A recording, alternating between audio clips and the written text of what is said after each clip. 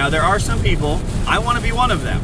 I driving a Honda HRV on the way up to go to an X-ray in a completely different city while it's raining, recording on my phone, no high-tech anything. I'm using the BeFake AI app as my video whatever, screen recording. Like, I ain't got money. I mean, I have some money, but I don't have a lot of money. But what I do have is experience now. I have knowledge that I want to share with others so that hopefully they can get the experience. Because I don't think it's impossible.